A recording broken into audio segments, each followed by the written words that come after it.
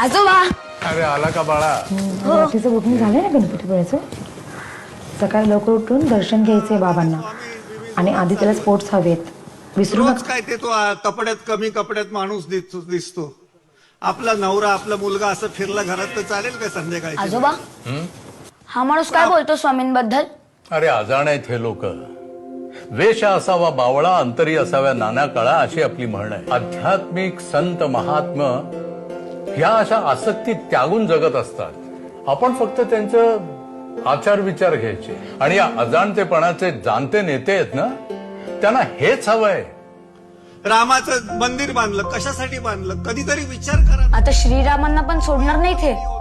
बाळा, जगद्गुरु तुकाराम महाराजांनी सांगितलंय, राम हा कालचा सूत दशरथाचा अनंत युगाचा आत्माराम. त्यापुढे ते सांगतात की राम राम अवघेची म्हणती, कोणी न जाणती आत्माराम. म्हणजे बघ, मनात राहणाऱ्या रामाला ते ओळखत नाही, कारण त्यांच्या तोंडी हे रामाबद्दल हे असं विष पेरलेलं असतं. हा मागचा फोटो बघ.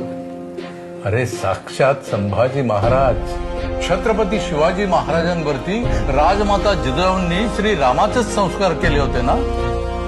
पण यांना समाजात फूट हवी आहे. पण हे असं कसं चालणार आजोबा? श्रीरामांचा अपमान, स्वामींचा अपमान, पुढे सगळे महापुरुषांचा अपमान करणार का?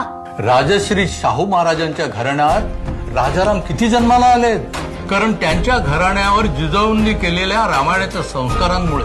इतकंच नाही तर बाबासाहेबांनी लिहिलेल्या संविधानावरती सुरुवातीला श्री रामाचं चित्र आहे. आता ही संविधानाची अपमानाची नाही का वेळ बाळा?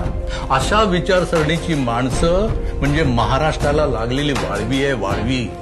म्हणजे अशी लोक सत्तेत आली तर आपलं भविष्य अंधारात. आजोबा तुम्ही त्यांना मत बिलकुल नका देऊ. अरे पण बाळा, मतदानाच्या सुट्टीत आपण बाहेर जाणार आहे. तुला वॉटर पार्कला घेऊन चाललोय ना आम्ही.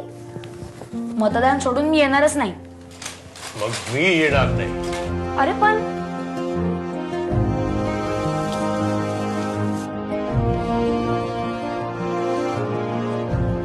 अरे बॅगात का घेऊन चालली? जायचं आहे ना आधी? जायचं तर आहे, पण उद्या मतदानासाठी.